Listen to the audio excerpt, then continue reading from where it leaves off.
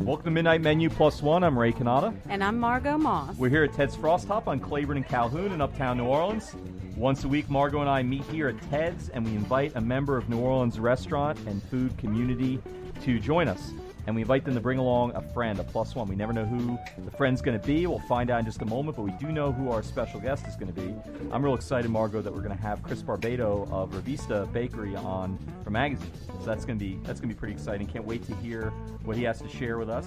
But while we wait for that, wondering any food things to share for this week? Any exciting events in your life? I have two brief things to mention. Cool. I'm feeling very hip this week. You're always hip. Well, not really. I mean, come on. Honestly, no. When I know you, I think hip. Thank you. Yeah. I appreciate that. But I went to two spots that made me feel super cool. One was Booties. Booties, in yeah, the Bywater. Right, exactly, yeah. I ate there. That's and very hip. Yeah, it was really, but it wasn't too cool for school. Right. I thought, it was a really beautiful Once atmosphere. in a while, the Bywater gets criticized for that, for being too cool for school, but not that place. No, well, I enjoyed it. Yeah. And the other place is a new restaurant, bar called Cane and Table. Where's on that? Decatur. On Decatur? Yes. Oh, and that's great. Where in Decatur? Near. Like near Esplanade 1131, 1113, I think, the 1100 block. I say this all the time. My favorite part of the whole quarter is the 900 block to the 1200 block of Decatur. Not for food, for other things. Yeah. I just like to hang out there for a number of different reasons. Wicked's there, and Roadkill, and Envy, and all these places. The antique store there. I mean, there's so many places I love to hang out right there. The real cheap one. Yeah. But that's great to know. This Yeah, is the you have so to you add that the bar? to. I enjoyed it. We ate. The food was great. I had pork belly, braised pork belly and peaches and beans, and it was delicious. Awesome. And the drinks were fantastic. It was, very hip, but I have one complaint.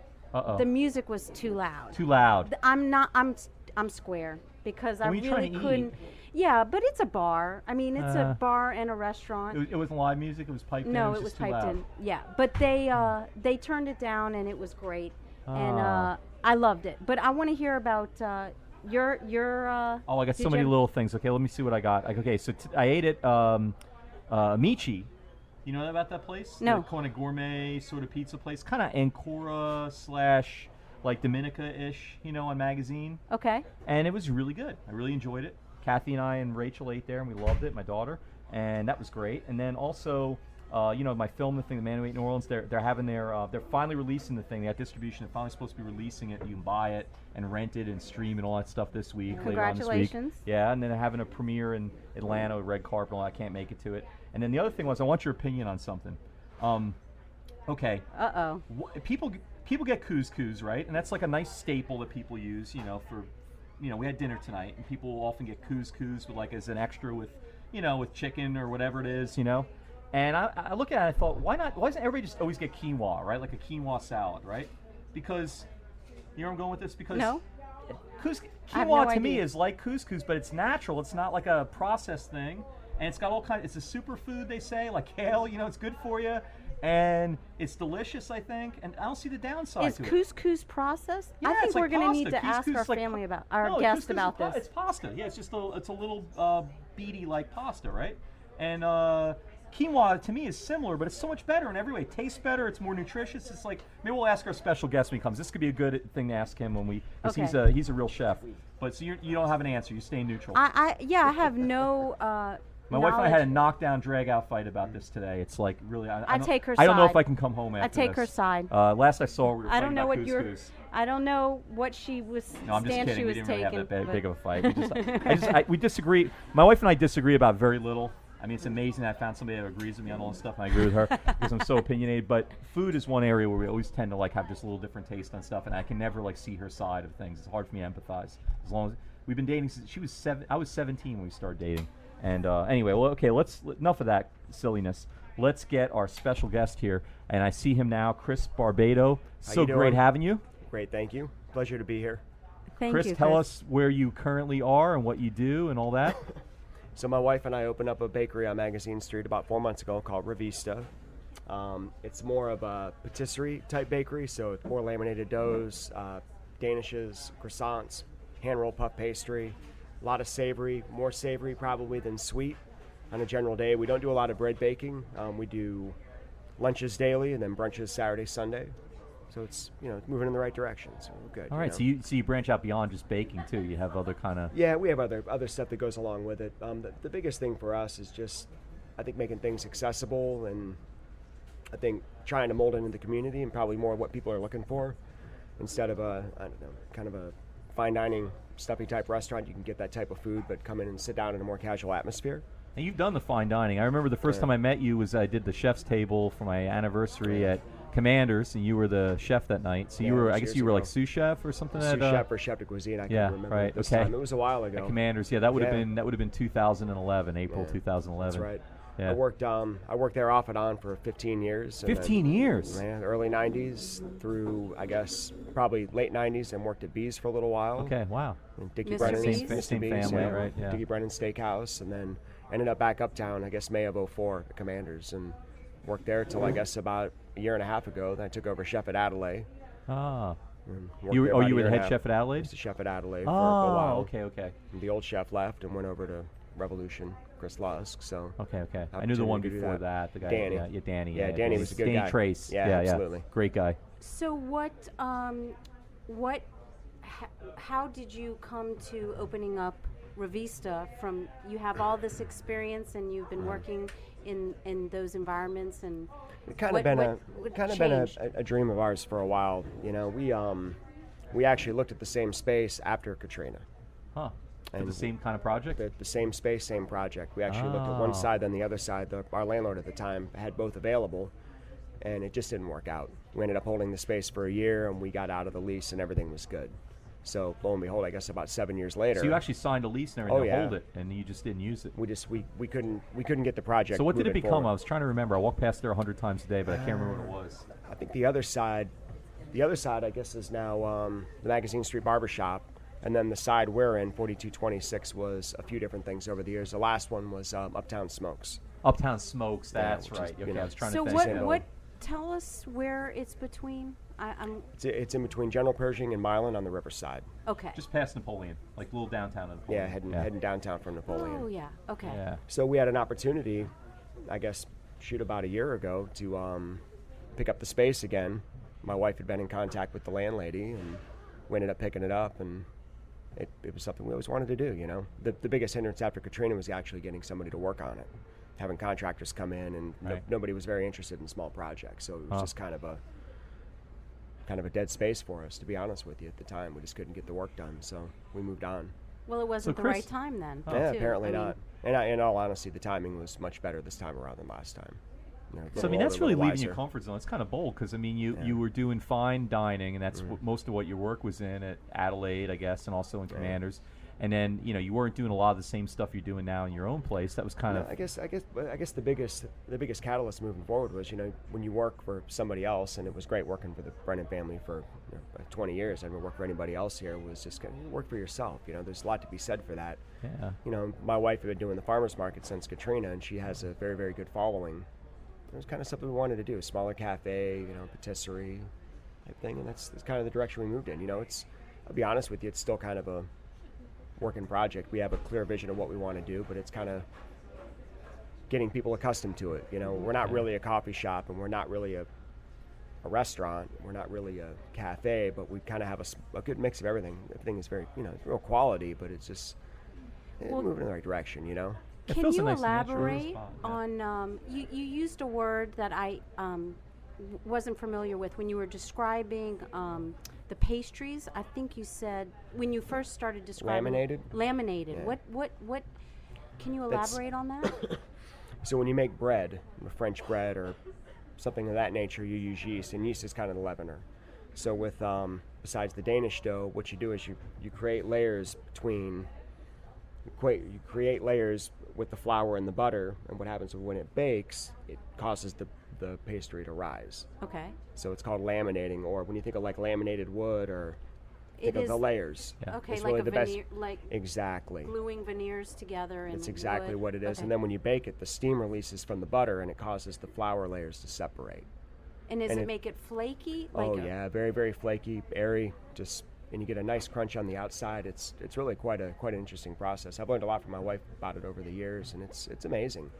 And it's, we use all European style butter. We use, beautiful flour. There's no oils added to the dough, and it's just really a nice product. It's superior, I have to tell you. Wow. And it took, not that I needed any convincing from years of eating it, but it's very labor intensive. It takes a lot of time to do it that way. You bring a sack of flour and a couple pounds of butter, and then a day and a half later you have a croissant or a Danish. That was going to be my question about a day and a beautiful half. puff pastry. Yeah, I mean, you'll make your base dough, and you usually have to let it rest overnight, or 12 hours at least. Then you'll laminate it with the butter. Then it has to sit again. Then you'll shape it and roll it from there. Wow, sounds like like artwork. I mean, it really is. I got to tell you, it's been a learning experience for me. It's completely different from making soups and stocks and butchering fish, and we still do a lot of that, but it's a completely different thing. It's night and day. You've got to be patient and diligent and consistent, and you have to in general with cooking, but this aspect of baking is completely different than, And is this the lifestyle? Is it what you envisioned? I know it's only been 4 months for y'all, but is it fulfilling or is it? It's moving in the right direction. We'll say that. It's been fulfilling. It's great working for yourself. I have to tell you, there's a lot of learning. There's a lot of challenges dealing with working for yourself. You get accustomed to having a paycheck in your checking account every 2 weeks. There's a lot to be said for that. You get accustomed to having your Social Security paid, your Medicare paid. You get accustomed to having things done a certain way, and then you get paid at the end of 2 weeks. You're like, all right, every 14 days you got a paycheck. Yeah. And it's, there's that learning curve. Then there's, the other side of it, ordering and, dealing with vendors and dealing with accounts and dealing with stuff I've dealt with for years. But when it's actually your own money and you're waiting on it or you're looking for it, it's a different process, So it adds a different level of stress. But the other side of it is we're done with work 6:30 at night. I haven't left work at midnight in 4 months. All right. There's a lot to be said for that. Yeah. Well, it seems to me like it's pretty bold, too, that also both of you are involved in it. I mean, a lot of times people start a business and one spouse will keep their day job and keep the steady paycheck. Both of you went in with both feet and just jumped in with this thing. And it's got to be a lot of capital up front, too, that you had to put into it. And there was a lot of initial investment. It was funny. One of my bosses, I don't know if I should say her name, she goes, you sure you don't want to wait a few months? She asked me, T. She asked me, she said, T. Martin, yeah. Yeah, she goes, you want to wait a few months maybe? Just kind of see how it pans out. I'm like, I think we're going to go for it. It's going to take two of us anyway. I've been around a while. You get to the point where, I know I can do the job of the work of two people. I shouldn't say the job, but the physical work of two people. So it's like, it gets to a point where you're robbing Peter to pay Paul, through the renovation and getting everything set up. It's, you take your savings and what you have into it, then you're watching paychecks go into it. It's like, well, it's time to get it moving, right? I remember when we were talking to T about Commanders and their history a little while ago on the film. She was talking, but she gave a list of all the people that had worked at Commanders and had moved on to other things, and a lot of them are sort of celebrity chefs. Some of them maybe less so, but they all did these great things. And they seemed pretty proud of the fact that they had been encouraging of people to go out and start their own thing, or after a while and do whatever. And they've been sort of a school for chefs, sort of in a way. And you felt supported then in that way. Oh, absolutely. I mean. I certainly, they say it's like the best culinary school you can have. Is working there. Right. It's like Emeralds and Paul Prudhomme and like all these people that went out and did their own thing. Branched out, right. There's a lot of guys who've done a lot of good things leaving that restaurant. So it's good. I got a lot out of working there. All right. It was time to move on. Hate to Well, you were the chef of the most magical meal I ever had in my life. I think that nice. That chef's table was absolutely wonderful. My wife and I talk about it all the time. I have the menu framed and hanging up on my wall. You signed it. Argyle signed it too. He was our waiter that night. We've had Argyle on the show. Regular. Love Argyle. So yeah, you'll always be a part of one of my great memories of New Orleans. Now I think it's time to introduce your plus one. So why don't you do that? So sitting to my left is my wife, Lisa Barbato. Welcome. She's my plus one. Hi. Thank you. Lisa. Hello. So good having you. Thanks. Nice to be here. All right, so you were the baking genius before he was, right? He was doing all the fine cuisine. I'm not really and the baking genius. She's the baking you were genius. baking already with the farmers Yes. market and all that, Yeah. so you're the more experienced on the baking In end the of it, baking, right? yes. Yeah. He's Okay. getting good at it, though. All right. Well, one thing I noticed right away, I love coming. I mean, I try to stay away from baked goods because I eat too much, but I pop in your place every few weeks, and I noticed the croissants were one thing I know. I don't know much about croissants, but apparently it's very sophisticated from what I just heard, but very round, Yeah. And I noticed a lot of croissants that I don't like the flavor of as well, or I don't like the taste or the texture as much, tend to be flatter. And I wonder what that's about. Do they spread out when you cook them? Is that what happens? Or how do you keep yours so round? Like, is that part of... Is that a hallmark of a good croissant, or am I just imagining that? It is. I think sometimes if you get a flat croissant, it usually means it was probably overproofed. So what'll happen is before it ever hits the oven, the croissants have a little yeast in them. So what happens is they'll poof up, but then they hit the oven and the butter just kind of melts instead of pushing the air, making air pockets. So it deflates. That's probably Interesting. Okay.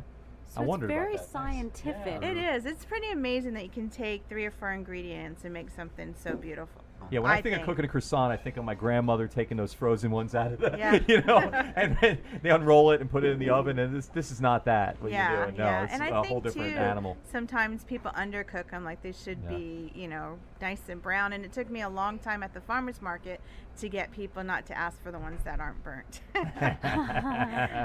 So People tend to underbake pastries. Yeah.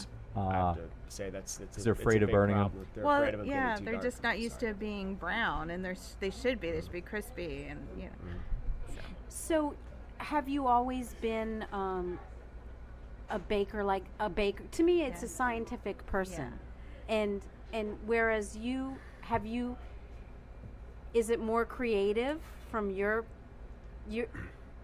It's interesting because in my career I was never really much of a recipe follower, but Lisa kind of has this thing going on with herself where she's kind of the anti-baker. What do you does mean by that that? mean? So certain things are set in stone, like how the croissants are made or how the danishes are made, but then she's kind of very devil may care with some of the other stuff. I think I know what the dough is supposed to be like, but sometimes I don't know. I know the rules, but sometimes I just do it my way, and then I try to teach the girl that works with me. I'm like, do it this way, but then sometimes I'll get in a crunch, and I know how to work the dough, so I'll be like, turn around, don't watch me do this. So I call myself the anti-baker because I never thought I'd be a baker. Just when I went to culinary school, I needed to graduate because I had a job lined up.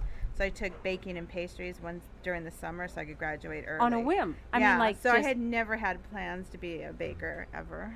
Now you all met through food too, right? Yeah. Weren't you, Chris? Weren't you interviewing her for the job at Mr. B's? Ridiculous. And you didn't want to hire her? Was that what happened? And I was a sous chef at B's for a while, and she came in to interview, and she had I guess it had 3 or 4 jobs over the course of a summer or I thought you were going to say season. 3 or 4 drinks before the interview. Season. Okay, Yeah. there you go. Yeah. Wow. I think I might have. I'd have been hired. And she, but it was all seasonal work in the San Juan Islands, and I never really heard of seasonal work. For me, you went and you just got a job, and that was your job. Then you worked there 5 or 6 years. So you then thought you she was got another trouble job. because she kept moving around. I huh? never knew anybody Yeah. who had 5 jobs in 4 months or whatever 5 it was. jobs. I'm exaggerating a little bit. But it was, so I went back and I told Michelle, I said, we got this girl out here from Seattle. Her and her friend moved down, and she had a lot of jobs. So Michelle went out there and hired her like 3 minutes later. She's like, she did great. Michelle obviously, had a lot more experience than I did, and a better read of people at the time. So Huh. Now, how long ago was that?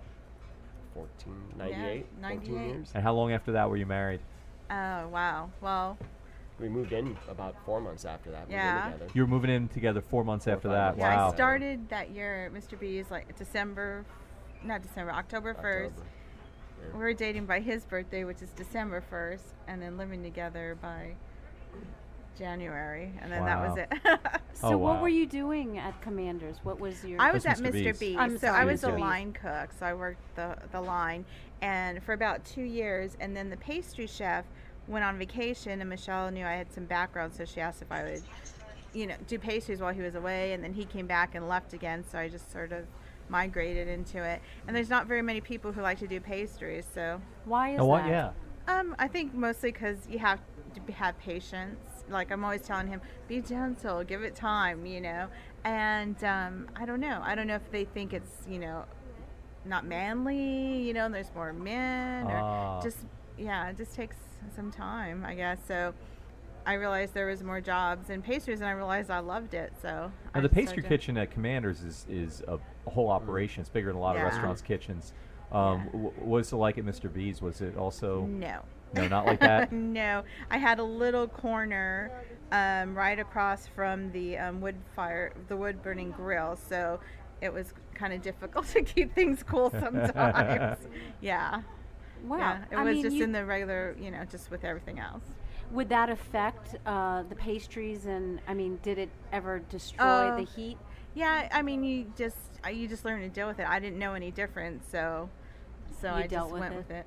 Yeah. I mean, with the exception of a few restaurants, even in the country, most places you just kind of deal with things as they are. I mean, restaurants have heavy payrolls and a lot of employees, and you have to do volume, and space is money. Bigger dining rooms and smaller kitchens is really what it amounts to. I think they figured that out a long time ago. So you just adapt and. Yeah, Commander's not typical setting. No, it's not. Yeah. Not by any stretch. I couldn't imagine putting that many desserts out though, and not having your own space. Not there. Certainly not. Yeah, like how many desserts do they put out a night? Do you think? At Commander's? Yeah. I mean, depends. I mean, they're included on the packages. I mean, it could be upwards of 300 or 400. Well, I remember Sunday when we had brunch, at the chef's table, we had 6 desserts just for the two of us. Dessert bomb. That was part, okay. We had a 10-course meal, and the last course, I think maybe 11 course, and the last course was the desserts, and it was 6 desserts for the two of us. So tables get multiple desserts. And the same at Mr. B's. I mean, a lot of the brands have the packages. So, I mean, almost everybody gets dessert with their meal. So, at Mr. B's, on a busy night, if we do 600, you probably sell 600 desserts. Wow. So, how do you feel in y'all's new space? I mean, I'm sure it's not everything that that it will be or could be, but you obviously know how to adapt. Yeah. But does it feel good to be in your own space? Oh, we love it. Yeah. Sometimes, like, we live a couple blocks down, literally so one 2 day. blocks. Oh, that's great. Yeah, I love one day the same block on Laurel Street, actually. Oh, okay. Oh, cool. I was walking to work, and it was when we first opened, so it was right after Easter, and it was still cool out, and I was walking. I was like, I'm walking to my bakery, and it was like great, it's like you walk in and it's ours, and it was great. And then I did a couple weeks ago, and it was really hot, and I was like, to our bakery. Now, why Rivista? Why'd you name it that? It translates to magazine in Italian, and so back when we were first, looking at the location, and a friend of ours, Malcolm, who is a linguist, he came up with it. We're like, oh, that's great. Oh, now Chris is Italian. Are you Italian as well? Italian American? Mexican. Oh, okay. Yeah. All right, because you could pass for Italian. Yeah. All right. And y'all both moved here from other places? Yeah, I moved here from Seattle. Seattle. And where are you from, Chris? I moved here from Virginia. Virginia, from okay. Norfolk area. My father was in the Navy, so I kind of call Cleveland home, but I ended up here from Virginia. Now, how'd you end up here? I actually got reacquainted with a great aunt at my grandfather's funeral years and years ago when I was just getting out of high school, and she actually ran a culinary school in Baton Rouge, Culinary Institute of New Orleans. Really? Huh. Yeah. Wait, it's called the Culinary School of New Orleans? Culinary Institute of Louisiana. Oh, Louisiana. I apologize. Okay. I said New Orleans. Culinary Institute of Louisiana. So I ended up going there, and it was an 11-month program. It was a new school. So you did that right out of high school? Yeah, right out of high school. Wow. So I ended up there, and then finished up, and I ended up going back to Virginia for 2 months. So you leave Baton Rouge / New Orleans when you're 18 or 19, and then you go back to Virginia, and you're like, why am I in Virginia? You like Virginia, think of all the benefits of living in New Orleans, especially in the early 90s. Oh, yeah. The drinking age and very liberal, Right. So 2 months, I ended up coming back down to New Orleans, and I ended up moving in with a friend named Iggy in Baton Rouge. Iggy? Now, is Iggy's the baker? No. There's an Iggy Baker, too, in New Orleans. Different The guy on guy. Maple Street, the Polish guy. Yeah, definitely not him. Okay. So anyway, Another I got a Iggy. job at Commander's, and that was kind of the end of it. I never left. So. Really? Yeah. Your first job cooking was at Commander's? Well, I mean, I had worked in restaurants through high school and junior high school. but I mean the first one in New Orleans. First professional one, yeah. Your first professional job was with Commander's. Yeah. Wow, what Long time ago. That's a Just blessing. never left. So a difficult experience, losing someone in your family, got you on that path, and then a poor decision got you on the path with your wife, and so that's interesting. Yes, and here you are. And I know who'd have thought during that interview that we'd be here now. It's funny. She walked in. She was covered with powdered sugar. She was covered in powdered sugar at the interview? Yeah. I Not covered with it, but because I just moved here, and we were my best friend and I, and we were staying at a KOA, and I went to Cafe du Monde and what's had a KOA? It's like a camping place with cabins. Oh, okay. And I went to Cafe du Monde before my interview, and the powdered sugar got on me, and then I didn't know what to do because if I rubbed it in, it would just be everywhere. So you just pretended like you were baking because you're so committed to baking, right? Yeah. Now, what's your friend doing now? Your best friend? She's back in Washington. Back in Washington. Yeah. Oh, I feel sorry for her. She didn't stay here.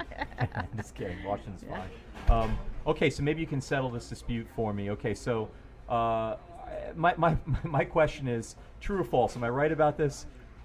If you're going to use couscous for like as a side dish in a standard family meal, why not just make a quinoa salad every time? Isn't that the same stuff, just better? Couscous is easier. Oh, it's easier. much easier. Well, okay, but See, Ray doesn't cook. So I don't cook. That's a good. No, but here's the thing. I made it easy for her. I bought her the couscous salad. It was already done. I bought it at a grocery store. We just brought it to the table. So if you factor out the ease of it, isn't it like it's basically like couscous, it's very similar. More nutritious, healthier, and a little tastier, I think. No? Yeah, I mean... It's a lot harder to cook. But we're not cooking it. So well, I win. I think I win. I'm going to count that as I won. The 2 chefs told me I won. I don't know. If you're looking for couscous, You listening, Kathy? quinoa isn't going to get it if you're looking for couscous. I don't think. But it's completely different textures and different sizes. Yeah, absolutely. They're both like a starchy kind of thing that you have on the side. Different and to me, it's like they're different. One's wheat and one's yeah, but quinoa is like so much better than Quinoa couscous. is which one It's is like wheat? a full- Quinoa is wheat. no, quinoa. couscous. All right. Quinoa is... Everybody but the crazy man in our studio audience here agrees with me. Yeah. What are you going to say? I prefer quinoa, but couscous is just, I don't know, it's easy. It's Okay, say it's already prepared. You go into a restaurant. Yeah. If somebody gives you a bunch of chicken cutlets and you have a choice of a side, and there's only 2 choices, it's couscous or a nice quinoa salad. What are you going to pick? I would pick quinoa. Yes. What are you going to pick, Chris? Quinoa. Okay. But we do have couscous on the But menu some this week. lunatic over here disagrees with me. See, I like couscous. I love couscous, but quinoa and I it's love what more. you put It's- with yeah, it it's too. what you that put with I think we it. beat Yeah. this dead horse mint too much. and, Yeah. All right, Yeah. time for the book of questions, I think. We'll interrupt it with that. This is great. Okay. Oh, no. Lisa. You know about this? Have you listened to any of our Don't- shows? This is a book from the 80s. Okay. So you moved here in the 80s? No. 98. 90s. 98. Okay. So it will be some random weird question. Don't worry. Okay. So what's your favorite number between 1 and 163? 58. 58. I don't know. That was quick. Yeah. There must be a reason why 58. Okay. A good friend pulls off a well-conceived practical joke that plays on one of your foibles and makes you look ridiculous. How would you react? I would probably laugh. You seem very zen. I could see you laughing. See, that wasn't so terrible. Yeah, so like you're Well, in what that. would be one of your foibles? What would... Well, Chris does it to me all the time. Really? Oh, give us an 15 example. times a day. He imitates me all the time. We're not even doing that. When I get mad, I guess I get very Very tense. animated. Let's Tense and just say. animated. And Lots of finger gestures. So you're doing the same thing. you're like doing Pointing the or finger middle gestures? finger? Middle a little finger. both of I'm not both. sure what we're supposed more middle finger than pointing. So he does this while you're mad at him already? Yeah, he'll absolutely. start Oh, that laughing, helps, and then I he'll. find, yes. Yeah. And then he'll imitate Does it make me. you laugh? Yeah. First Wow. it makes me mad, then It's it makes it's me laugh. ludicrous. Because it is really ridiculous when he does it and I see what I do. Oh, really? So it softens you up when he Yeah, shows you how you look. It's pretty funny. I think y'all just found But then I the try key to then I working try to together. make him show everybody because it's so funny. I'm always saying, imitate me, imitate me. I'm not doing it. I'm not doing it. This is radio. It doesn't Yeah, really work no, it anyway. doesn't We work, can't really yeah. see the visuals. Would it just be a lot of bleeping? We don't bleep anything out. It But would do you probably- curse? It's a lot of Oh, yeah. bleeping. It's a lot of bleeping. Yeah. Yeah. Do you go like Ricky Ricardo and just start like saying it all in Spanish? And that's No. It's all in English. It's all in English. Understand everything she says loud and clear. It's hysterical. Have you learned to listen besides making her laugh? Do you Do you follow direction well? And I'm actually. It's been it's been a long time since I had to follow direction. I don't know that. I don't want that to sound arrogant. So it's hard to stand there and have somebody tell you something when you're looking at them like, will you just move faster or just get away from me?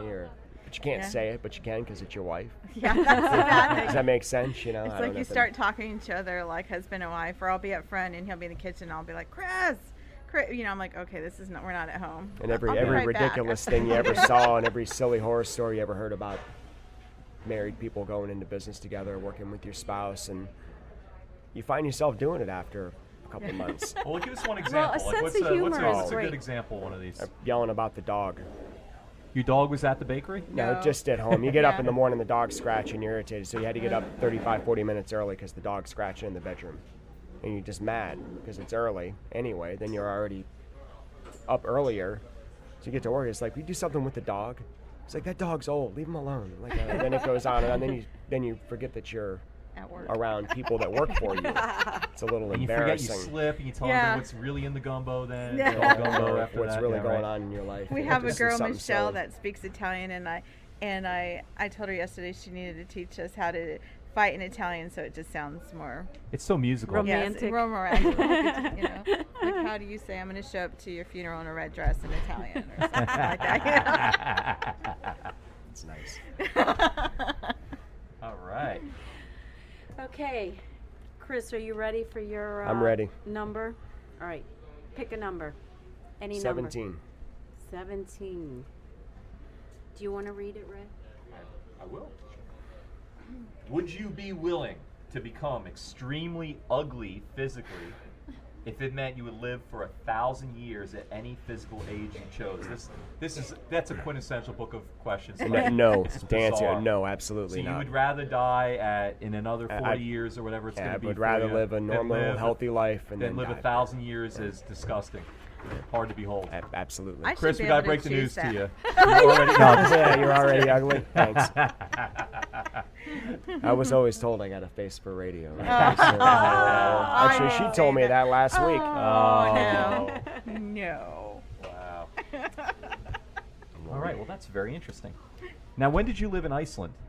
Oh, jeez. I think it was 76, 77, 78, somewhere in there. Oh, this is your dad's Navy thing. Dad Yes, Navy thing. gotcha, I was probably 6, 7, 8. So I guess late Nice. 70s. I guess right before What do we you went to remember about Pensacola. I remember quite a bit, actually. I remember winter storm warnings where you couldn't go outside if you were under 60 pounds because of the wind. Because of the wind. I remember our school bus stops. Because of the wind. Our school It's gonna bus carry stops you off if you're were 55 4-inch pounds. poured concrete. What are they? They were 4-inch poured concrete bus stops to Interesting. go to school because of the wind and Wow. the weather. They were secure places. I remember a ton of stuff. My goodness. But it was geysers everywhere. It was things like what you see in Yellowstone. Yeah. It's just commonplace over there, and you can walk right up to them. Nothing was protected. I don't know how it is now, but you could So walk did you right live up like to in bubbling mud pools. Reykjavik, or what? Did you live on? You probably We lived on the coast, I'm huh? trying to remember exactly where we were, but Reykjavik was on the coast. We lived on a Navy base because that's the only place civilians could afford to live. It was very expensive, and we were basically in an enclave.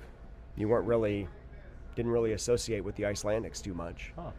So you're just eating the base food and all that stuff. too. So Basically, I and can we ask got you off. We about, got like, off. We got smoked off base quite a bit, to be fish honest or with you. anything, You know, yeah. we took a lot Okay. of trips, but just wasn't really. What is the food like there? It's all I mean, what is it? It's a lot of fish, right? A lot of fish. I mean, I remember growing up, they were still whaling at that time. I don't know if they still are. whaling.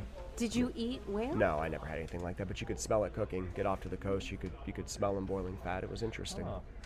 Everybody was really tall.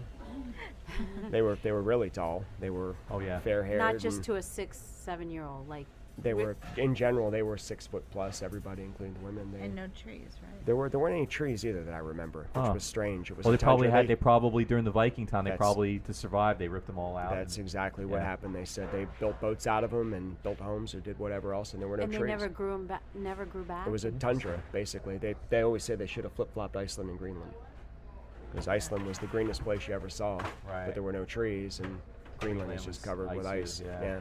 But Funny place. Well, it sounds like Easter Island, right, where they stripped the whole place to make those beautiful statues, and then the whole place was bare. Yeah. Well, okay, so who's your doppelganger that lives at that works at Maple Leaf? You've never met him? I've never met him. I don't know his name either. Do you know him? No, I mean, you know what though? When I first saw you at Commanders, you looked really familiar to me. So I wonder, because I go to Maple Leaf for the Rebirth on Tuesdays, especially when I first moved. I don't even know if he still works there. To be honest with you, I've never met the guy. I'm gonna go track him down. I was walking through the grocery store yesterday or the day before, and a guy walked by and says, "Hey man, how you doing?" I guess I never saw that guy before in my life, and it happens once or twice a week. Yeah, seems like. How do you use that to your advantage for your new business? Come on. I don't really. Come on in. I don't know this guy's reputation. Yeah. I need to make it a point to go over there and see the cat. And he knows of Chris too, because he gets the same thing. They'll be like, "Hey, how you doing?" Or they'll say, "Oh, I know you from Commanders," and he's like, "No, that's the other guy." It's the other guy. We've heard stories, mixed match, but I haven't met. Oh, see, I would definitely impersonate him all the time if I were you. You could get away with all kinds of crap, and they'll think it's him. Now, where's your favorite place to eat? Mine? Yeah. How about you first? We tanned in on the West Bank. All right. That's probably my favorite. Now, what do you like about that? I like the consistency. I love the pho, love the broth. It's exactly the same every time you walk in. The food is exactly the same. It doesn't change. It's delicious. I think that's probably more. It's probably more comforting than anything. It's delicious. I love eating there. Right. What's your favorite place in your neighborhood uptown? Do you have a favorite? We have a couple. We try to go to all the places. I think single out of your neighbors there, huh? I mean, I don't know. It's tough. I mean, we don't eat out as much as we used to. I'll be honest with you. We love La Petite.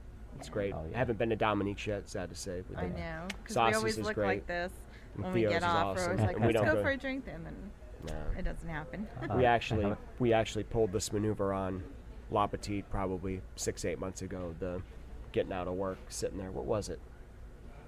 The streets were crowded. I can't remember. Yeah, some event on Magazine Street. Gallery opening. And we thought, okay, well, maybe we'll just stay open and see what happens, and then nothing happened. So we went ahead.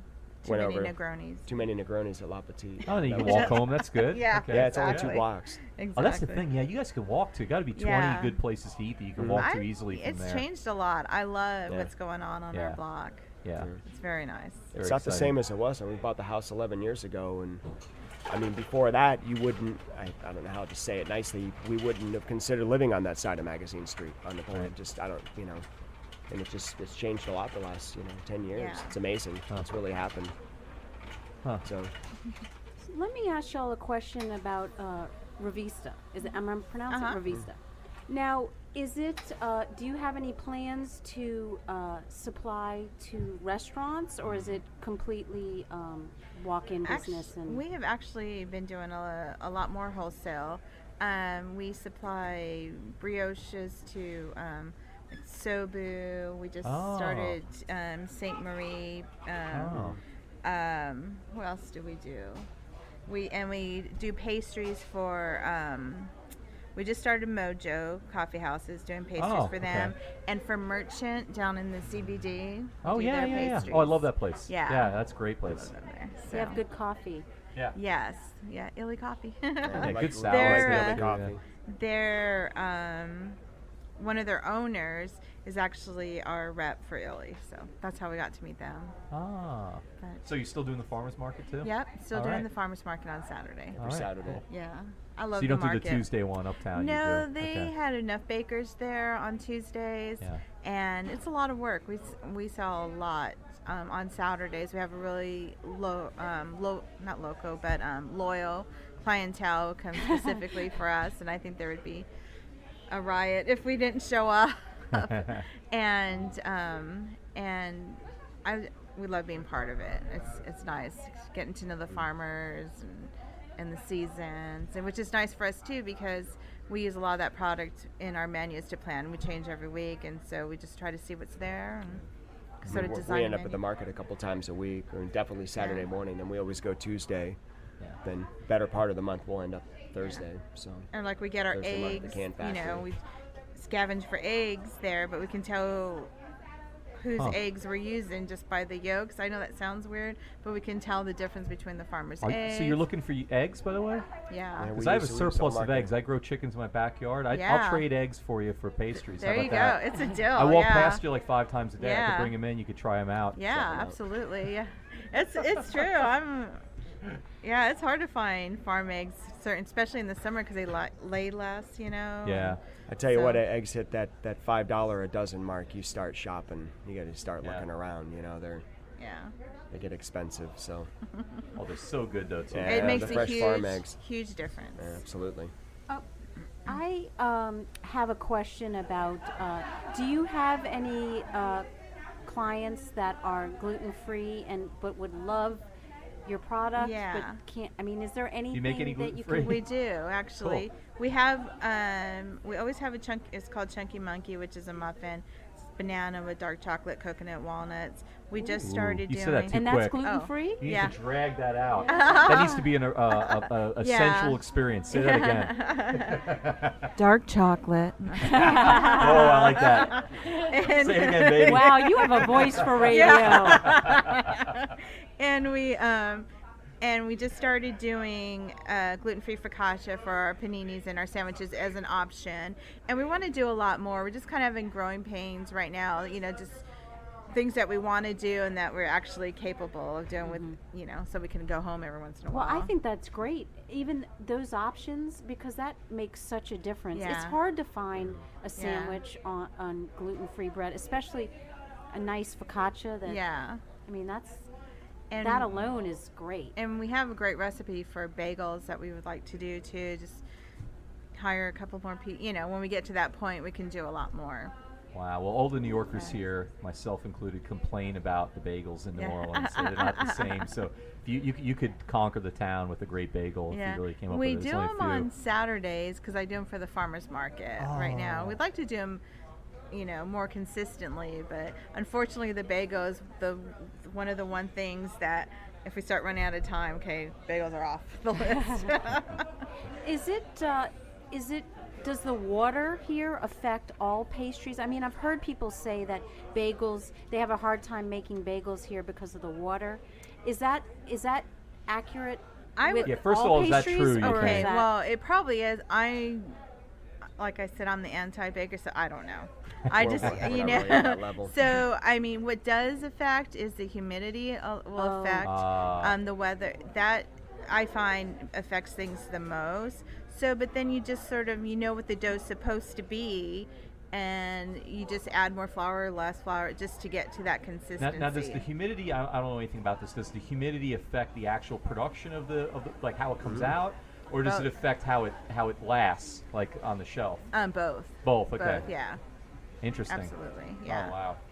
Yeah, we don't have any day-old pastries. I mean, it's amazing how the croissant changes from 1 hour to the next. You pull it out of the oven, it's the most glorious thing you ever saw. And if it's a rainy, gloomy day and there's a lot of humidity, they're just not as good. And it's amazing. It's a matter of an hour. It's the opposite.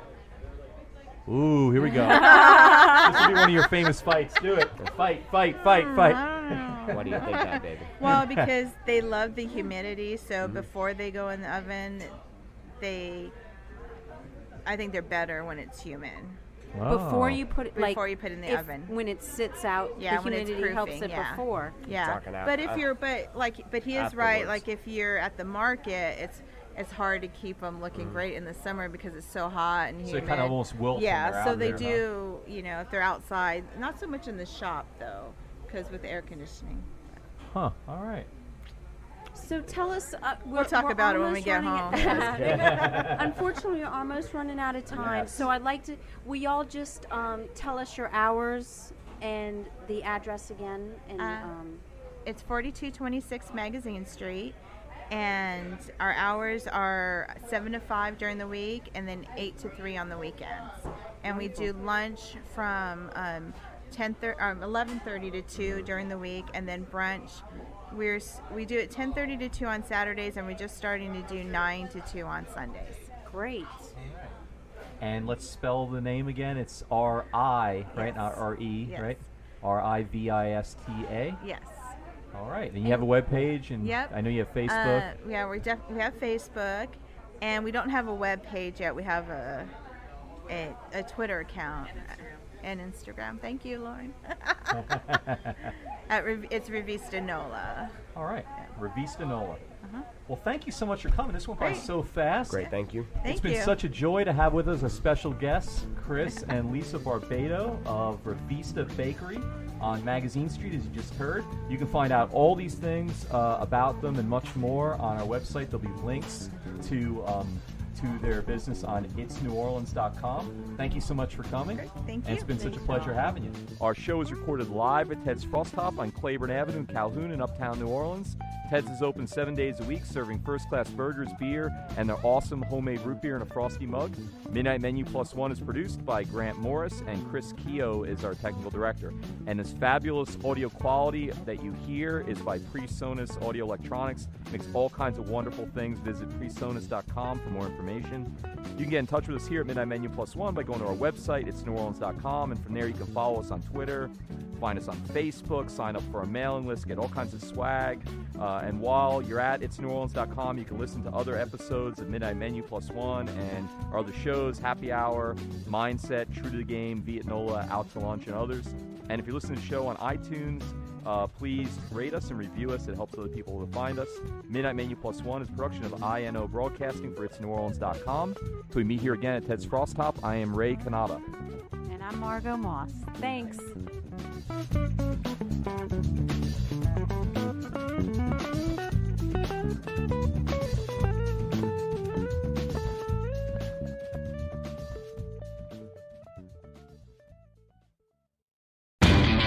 You know Labor Day signals the unofficial end of summer, but not the end of your outdoor projects. Lowe's helps you do it right and helps you save with Labor Day deals throughout the store.